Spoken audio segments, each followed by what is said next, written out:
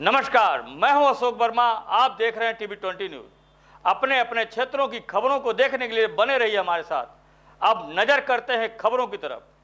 इस खबर के प्रायोजक हैं Purvanchal machinery agencies, Verma Tower, Narauli, Tanishq showroom के नीचे, आजमगढ़, जिसके प्रोपराइटर हैं अशोक कुमार वर्मा और मोबाइल नंबर है 9415207728।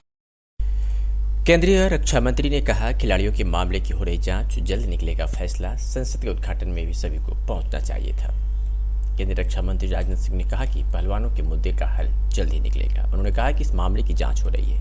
वहीं संसद के नए भवन के शुभारंभ के अवसर पर विपक्षियों के विकास के मुद्दे पर उन्होंने कहा कि कोई संसद का सत्र नहीं था, बल्कि एक सार्वजनिक कार्यक्रम था। मैं समझता हूं कि सभी राजनीतिक पार्टियों को इसमें भाग लेना चाहिए था, क्योंकि यह देश के लिए गौरव का विषय था। उन्होंने कहा कि आने वाले 2024 के लोकसभा चुनाव में एक बार फिर से प्रधानमंत्री नरेंद्र मोदी के नेतृत्व में एनडीए की सरकार बनेगी।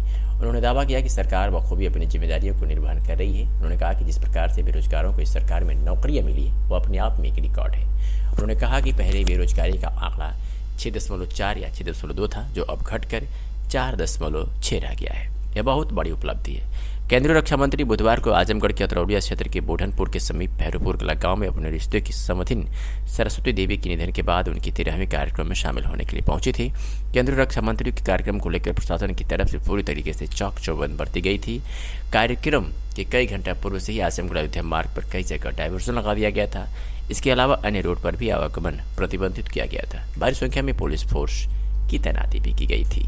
मीडिया से बातचीत करते हुए राजनाथ सिंह, केंद्रीय रक्षा मंत्री ने क्या कुछ कहा है, सुनिए। खिलाड़ियों का क्या कहना है सर? देखिए, कोई संसद का सत्र नहीं था, बल्कि एक सार्वजनिक समारोह था। मैं समझता हूँ सारी राजनीतिक पार्टी के लोगों को इसमें भाग लेना चाहिए था, क्योंकि देश के लिए गौरव का यह विषय था। अच्छा सर, जो खिलाड़ियों के साथ जो हो रहा है, जिस तरीके से विरोध प्रदर्शन हो रहा है, उसमें आपका जानना दीजिए। निश्चित रूप से उसका समाधान निकलेगा। खिलाड़ियों को लेके जो सर मामले की जांच चल रही है।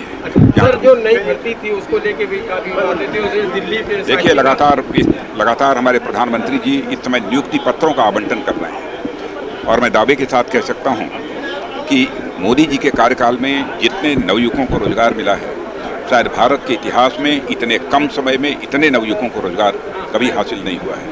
आंकड़े उठाकर यदि आप देखें तो अनएम्प्लॉयमेंट रेट यानी बेरोजगारी का दर, जो पहले 6 पॉइंट समथिंग हुआ करता था, 6.2 और 6.4, अब घटकर 4.6 तक आ गया है।